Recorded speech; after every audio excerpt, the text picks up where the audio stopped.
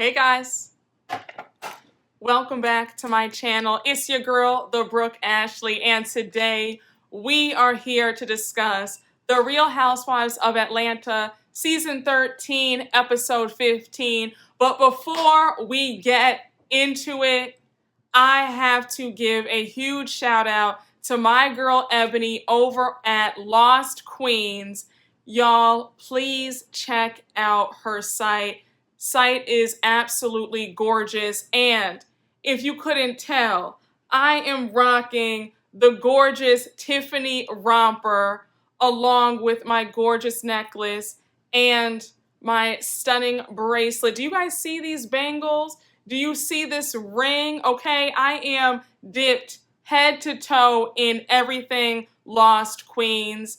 Stuff is fantastic. Perfect for the spring and the summer. You want to look cute, you want to look sexy and still tasteful, but still have a dash of sass. You cannot go wrong. Please check out Lost Queens.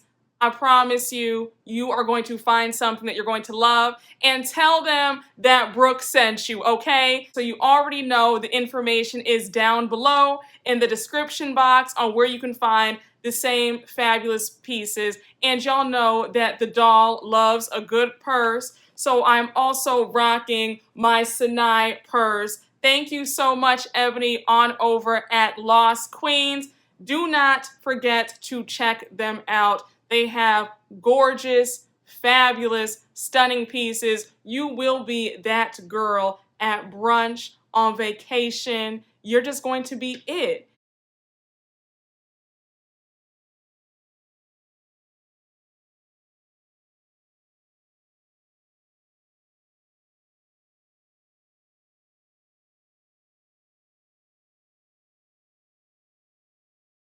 Cute, right? So let's just hop right on into this review because I have quite a lot to say and we don't have a minute to spare. So we start off this jam-packed episode with a short little clip of Drew. She's packing, she's excited for the New Orleans trip, and we see Ralph come on into the closet and she's telling him how she wants the trip to be super lit. And it was cute because her daughter, Anaya Grace, was helping her pack, and she's so adorable, just too cute. So then we flash on over to Cynthia. We see that she is doing a PSA to get everybody to vote, and thank God, because when I tell you this election had me stressed, I was on the prayer line doing overtime because I was like, that fool needs to be out. But I digress.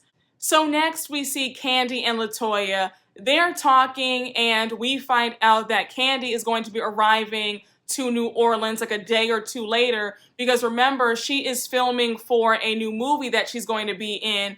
And LaToya is just talking about how she's excited for the trip. She's excited to be on another private jet. And so Candy's like, wait, when were you? And then she's like, oh, when you went on the private jet with Kenya to South Carolina.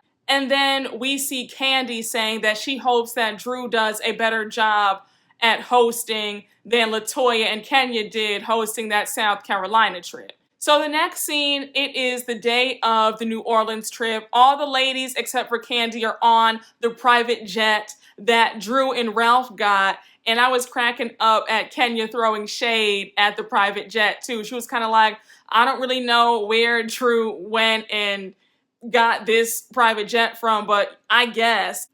So then we find out that Drew extended the offer to have all of the ladies bring their kids to the trip. And Kenya was the only one who took her up on the offer because little Brooklyn is with her. And it was so funny at how Porsha, who had a lot to say when they were in South Carolina, didn't want to bring PJ because she wanted this time to herself. Now, I'm really noticing the hypocrisy and the double standards. For you to have gotten on Kenya so bad about how it was so unfair that she did not extend the offer for you to bring your kid because you missed your kid so much and it really pains you to be away from your child for 3 or 4 days. Now, when you receive the offer to bring your child, you don't want to because mama needs some time for herself. And while that's understandable, it really shows that Porsha isn't this innocent bystander in this whole feud that she has going on with Kenya. And even Drew said, well, you know, I wanted to bring Anaya, but mommy has business that she needs to take care of. And it's kind of like, be consistent. Just say that y'all are really hell-bent on giving Kenya a hard time. It's so funny because I've noticed that when it comes to Atlanta, much like last season of Potomac, I really can't seem to win. Again, I have no favorites on this cast, and I strive to be objective. Also, Kenya going on Candy Speak on it really put a lot of things in perspective for me, and she made a lot of sense. And I'm always going to be objective, and I'm always going to be fair. I am never too big to admit if I'm wrong about my assessment in something or if I called something a certain way, but I'm going to say that things are really starting to make sense about what a lot of you guys were saying, that Porsha is not this innocent little lamb that she's been trying to portray herself as. And the cracks are really coming through in the foundation that she's kind of sneaky and conniving, and she's not as sweet as she's been trying to make herself out to be. And it was really telling at the fact that for someone who bitched and moaned about not being able to bring her daughter, when you had the opportunity to, you declined because you didn't want to. And it's just funny how when Drew extends the offer, you decide you don't want to. But when Kenya doesn't extend the offer about bringing your kids, you want to rag on her and give her a hard time. Got it. But again, I digress. So the ladies land in New Orleans and they get on the party bus to take them to the hotel, and they're already getting the party started, okay? Shots are being poured, and we notice that LaToya isn't drinking. And the ladies are actually happy that LaToya is trying to refrain from alcohol due to her behavior at Fallon's Halloween party. There's no way around it. LaToya made a complete fool of herself. And I will keep saying it, I do not want to see LaToya back on this show in any capacity come season 14. I think that she added nothing to this show. The only thing that she has managed to bring is just irritation and frustration and ignorance, to be very honest with you. But again, good for LaToya for not drinking, because Lord knows she has a very hard time handling her liquor. So they pull up to the hotel, and there is, y'all, if you are from New Orleans, just correct me if I am saying this wrong, but I know that there's like a second line or a third line band, that's what you all call it there, and so there's a band playing. Let me know if that's the right term to use, but it's just so cool, and when I tell you, I am dying to go to New Orleans. Like, believe me, I am going to make my way down there real soon because I am dying to try that food. And can I tell y'all, I love y'all's accent so much. Like, every day I wish that I had a New Orleans accent, okay? But I digress.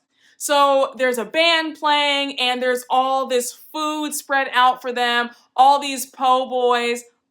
I am dying to try a po' boy from New Orleans. Like, I've tried po' boys like here in New York and in other cities, but I'm dying to have a po' boy in New Orleans, all right? I want the real deal.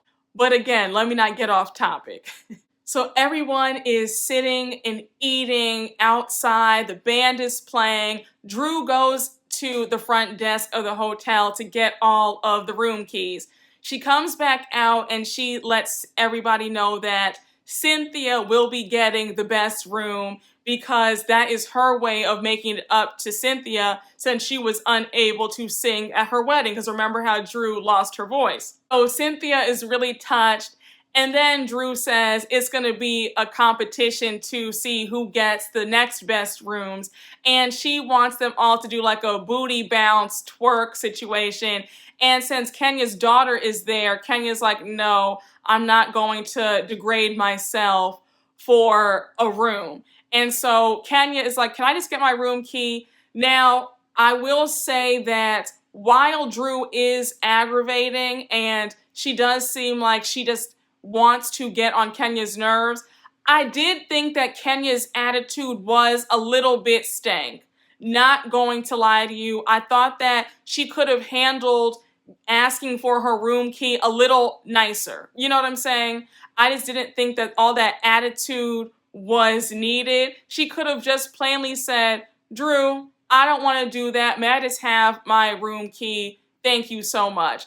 Kenya goes inside and she's letting the front desk know that she already knows this room's about to be a fool, so she will be paying for an upgraded suite, and that's that. I have no money problems, believe me. So I'm thinking, no are you money, broke? Yes, no money problems whatsoever. That's Tony Braxton. That's not. So we see the rest of the ladies twerking, and I think that Porsha got one of the nice suites as well, because she made a joke about her knees get sweets or something of that nature. And so they all go up to their rooms, and we see Kenya being moved into her new suite, and she's pleased. So next we see a scene with Drew, Porsha, and Cynthia. And we see Drew harping on Kenya's energy and how Kenya's energy was so dark and how she just wants them all to have a good time. So next, we see all the ladies getting ready because they are going to be doing a bike tour of New Orleans. And so we see Drew in the lobby, and then Porsha's in the lobby. Cynthia comes down to meet. And then we see Shamia in the lobby, and they are waiting for Kenya. And again, it was like more foolishness. Drew reveals that she actually gave Kenya the worst room. And it's like, girl, here's my thing with Drew. It's like Drew doesn't know if she wants to be an enemy of Kenya's or if she wants to be Kenya's friend. It's like she is sweating her, but she's also trying to sabotage her at the same time, and then surprise when Kenya gives her pushback, if that makes sense. Because when Cynthia was calling to see where Kenya was, Drew was upset that when she called Kenya, Kenya didn't pick up the phone. And it's like, Drew, the girl doesn't like you. You don't seem to like Kenya either. So why are you surprised that she didn't pick up the phone when she saw that your name was on the caller ID? Drew's energy to me is, it's like thirsty. And I don't know if it's like she feels that she needs to do all this to stay on the show for season 14. But her energy to me is just weird. I can't explain it, but it's just very weird.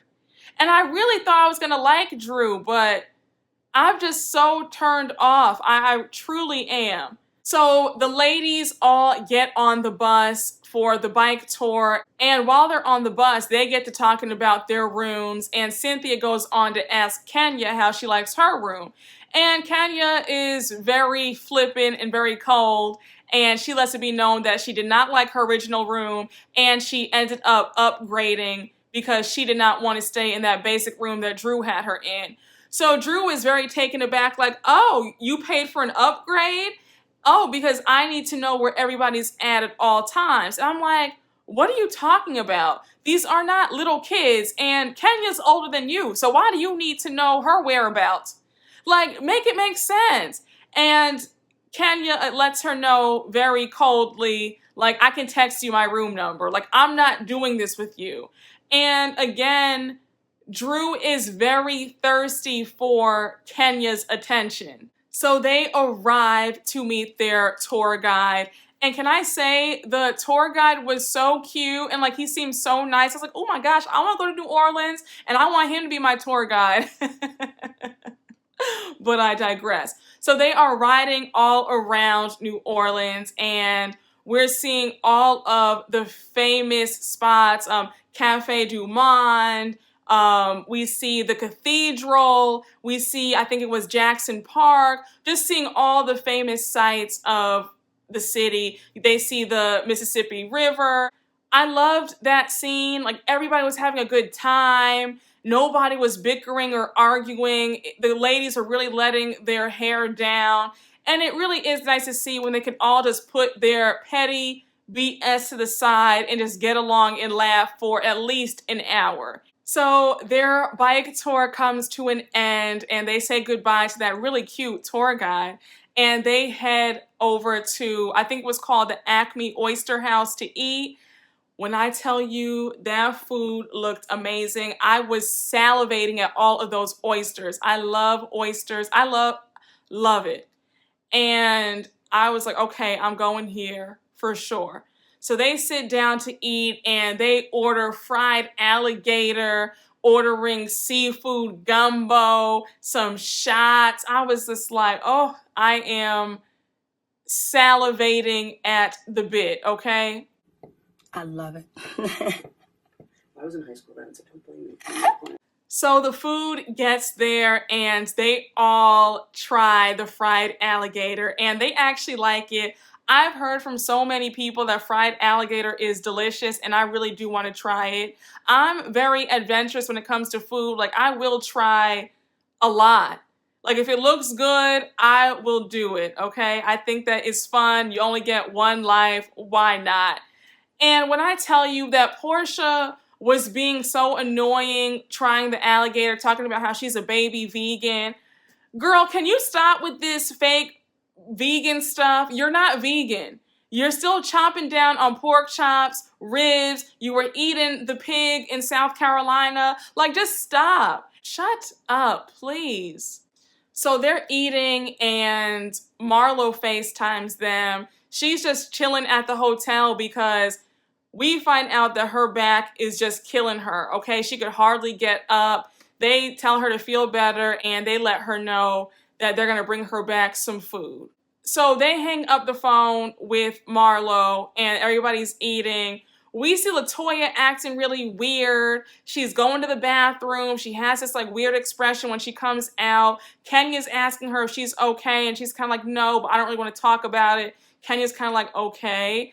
So then LaToya makes a comment about Fallon. Like, she says something like, well, just like Fallon, just like Fallon's party. And they're all kind of like, girl, what? So Cynthia lets her know, like, look, about Fallon and that Halloween party, you might not like the girl, but to disrespect her and her husband in her own home is absolutely unacceptable and disrespectful, and you were dead wrong for that. And Kenya joins in letting LaToya know that she was wrong for that as well. So then Drew goes on to ask LaToya why she isn't drinking. And LaToya gets so upset, and she starts saying, because I don't feel like drinking. I don't feel like drinking, and calls Drew the B word. So they're all like, wait, what? Like, why are you acting like this? Porsha's like, are you calling Drew a bitch? And Toya keeps chanting the same thing about, I'm not drinking, I'm not drinking. And Drew laughs it off and is like, you know, this girl is so fake. And then it gets brought up how LaToya ended up at Drew's church.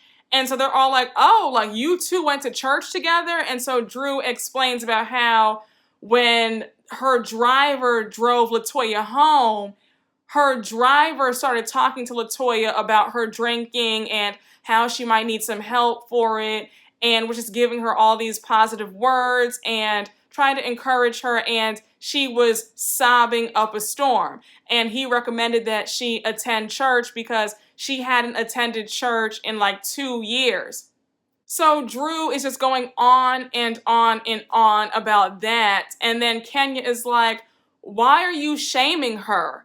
And LaToya gets upset and decides that she wants to leave. And they're all kind of like, girl, like, it's really not that deep. Just come sit down, finish the meal. Like, we were having so much fun. We see LaToya waiting for an Uber, and Kenya follows behind her and is like, "Are you okay?" And Kenya gives her advice saying, "You need to be careful who you tell your business to." And I was cracking up because it felt like deja vu, because remember when Marlo met LaToya at Cynthia's house, she told LaToya, "You need to be careful telling all your business to Kenya." So it's very funny how both of them have said similar things to her about folks in this group. Kenya and LaToya both go back to the hotel, and then we see that they FaceTime Candy asking her where she is. She's like, "I'll be there soon. I'm on my way. I'll see y'all later." And then we see all the ladies head back to the hotel, and they are getting ready to settle in for the night. So we see that Candy arrives close till midnight, and then we see all the ladies kind of break up into pairs or little trios in each other's rooms to just talk. Kenya heads on down to Cynthia's suite, and they start talking. Kenya says right off the bat that she finds Drew to be a bully. Bully is the wrong word to describe Drew. I would not say that Drew is a bully. I would say that Drew is desperate and thirsty for some of the ladies' attention. But bully, in my opinion, is not the right word. I don't think that she was bullying LaToya at the dinner. I think she was being very annoying, pressing LaToya on why she wasn't drinking, but I don't think that bully is the right word. Then we see Drew and Porsha. I think they were in Porsha's room. And we see Miss Shamia come on down, and they all get to talking. So I thought that this conversation was very interesting because all of a sudden Shamia brings up Marlo and Porsha's friendship, or now the lack thereof, because Marlo is now friends with Kenya. So now Porsha keeps saying that it's very convenient how Marlo and Kenya rekindled their friendship in South Carolina, the same time that Kenya was throwing out accusations regarding her and Bolo. So we see Porsha crying. Drew and Shamia are trying to console her. And then Porsha in her confessional is calling Marlo a fake bitch. This whole situation is very aggravating to me because, for one, Marlo isn't the one who initiated the conversation for her and Kenya to be cool again. That was actually Cynthia. Two, Porsha keeps saying, "I don't care if they're friends." You're lying. You do feel some sort of way that they are friends. It's very aggravating that Porsha doesn't have the balls to just come out and admit the truth that that is the real reason why she's upset with Marlo. She's upset because they're friends. She's annoyed that her new friend is friends with a woman that she can't seem to get along with. And this is another reason why I don't really do me being friends with somebody who's friends with somebody that I don't like or they don't like me. Because I know myself. I know that I don't have, I guess you can say, the maturity to be friends with you knowing that you are friends with somebody who doesn't like me. I don't have that maturity, and I can own up to it and say it. I am one of those people where I do believe in loyalty. If somebody don't like me, you shouldn't really like them either, because I would do the same for you. And I have said that before in other recaps regarding last season of Potomac. I told you all how I am when it comes to that. I don't do all that playing both sides of the fence. I don't do that. I'm very, this is my friend. If you have a problem with her, I got a problem with you too. And I'm not going to be petty or, cut my eyes at you if I see you, but it's just a respect thing where this is my friend. I'm not going to be friends with somebody who doesn't like my friend, and I expect the same in return. And Porsha doesn't have the maturity to just say that that's what it really is. But again, I digress. So it's the next day, and we see that Drew is getting ready because she has a few interviews and a few meetings to go to, and she is going to be bringing Miss Cynthia Bailey along because Cynthia has been very supportive of her and her getting back out there to work again. And she's really excited for the day and the itinerary for the rest of the ladies. We see all the ladies join Drew out on the balcony. It's a pretty day. Drew has a really nice spread all laid out for them for breakfast, and she has some champagne on ice chilling for them. And so all the ladies come on out and they're excited. Candy's already happy because the food is on point. So she's like, 10 points for Drew. This is how you do it. So Drew is telling them what the plans are for the day. She's letting them know that her and Cynthia are going to be doing a radio interview together, and the rest of them are going to be taking Zydeco classes. Did I say that right? But they're going to be doing some dance classes. It's a combination of like second line and twerking and like bounce. So she is excited for them. So they get on over to the iHeartRadio interview, her and Cynthia. And so the radio host is asking Drew about what's going on with her now. And she brings up Drew's role when she was on the game and how she broke up Derwin and Melanie. And she's laughing about that. And I have to say, when I do see Drew, I always remember her role on the game as well. I think that that's definitely her most iconic piece of work because she did do a really great job in it. The game was a really good show, by the way, but I digress. So next, we see all the ladies are at the Zydeco class, and the dance instructor's name, I think, was Mojo, and she was so cute. Like, she was really showing them how to twerk. Like, they were getting it. And so the dance class looked really lit. I mean, the ladies were really going at it. And I was really cracking up because Candy is not much of a dancer. So she was just watching them just like, really? Like, I can't clap my cheeks. Like, I can't do this. And I was really cracking up at how one of the producers asked Candy in her confessional if she knew how to clap her cheeks. And she was just kind of like, no, I can't. So they're having a good time. The dance class is over. And while everybody is leaving to go back to the bus, Porsha is like, Marlo, can I talk to you for a minute? So it's just her and Marlo in the studio, just the two of them. And Marlo's like, okay, girl, like, what's going on? Porsha brings up how she's feeling a type of way. And then Porsha brings up how she was feeling some sort of way about how Marlo had Kenya over at her showroom and didn't have her over. So Marlo is like, girl, this is what we're not going to do because you know that you're always welcome to come, and I had invited her for that day. Like, it is what it is. So Marlo's getting pissed, and I was on Marlo's side. So Porsha keeps saying, I don't care if you're friends with her. You can be friends with her. And it's like, girl, you're outright lying because the reason why you're mad at Marlo is because she is now friends with Kenya. So what are you saying? Like, Porsha really doesn't make any sense. And like I said earlier, just admit that you really have a problem with her being friends with Kenya. It is what it is. Just admit it. But you're talking in circles. You're not making any sense whatsoever.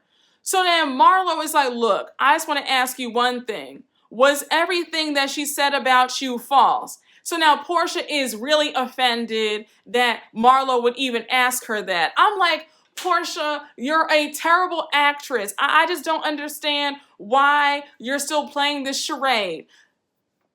Bolo was not at that house till 7 in the morning playing checkers and chess with you. So it's like, enough already.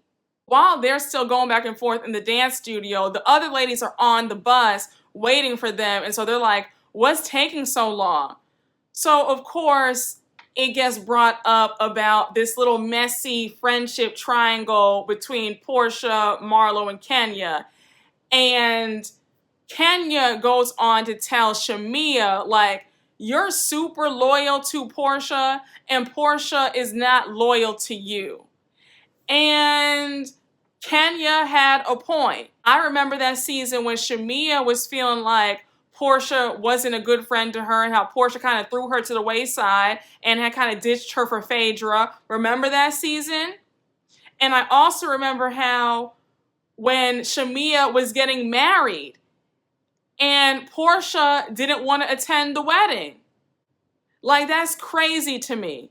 I definitely do think that Shamea is a better friend to Porsha than Porsha is to Shamea. So I definitely did agree with that. And you could tell that Shamea did feel some sort of way because LaToya even jumped in and said, you know, you're her lapdog. Now, I thought, LaToya, you were out of line for calling her a lapdog and being rude because it's like, well, sis, you don't know Shamea like that, so you needed to slow your roll and stay quiet. But I definitely do agree that Shamea is super loyal to Porsha, and I don't really see the same in return when it comes to Porsha being loyal to Shamea. But again, that's just my opinion. So we see Porsha and Marlo hug and make up. And I'm like, you know, this whole argument, fight, whatever weirdness they're in is not over. Like, we're going to be revisiting this conversation again and again and again till the season is over. But I said, I guess for now, they're going to put it aside. Porsha and Marlo get back on the bus, and the ladies are questioning them about what they were talking about. Marlo's like, girl, I'm so tired. I'm so worn out by the conversation. Like, I don't even feel like talking about it. Like, I'm just ready to go back to the hotel, take a nap. Like, my head is spinning. So we see them head back to the hotel, and that is the episode. Y'all, this was a good episode. I was entertained. Next week's episode also looks like it's about to give us something, and I'm here for it. We are really counting down to the reunion, honestly. Like, we are nearing the end. And again, I'm going to keep saying it, but it's a shame that it took 10 episodes for the season to finally get good. They honestly could have started this season from the Bolo episode, and this really could have been a 10 or 11 episode season. But hey, better late than never. Again, thank you all for watching my review. Please check out Lost Queens. The information is down below. Beautiful, beautiful pieces, accessories, apparel, everything that you need for the warm weather, all right? Again, thank you all for watching. You already know what to do. Make sure to like, comment, and subscribe, and I will see you all later. Bye.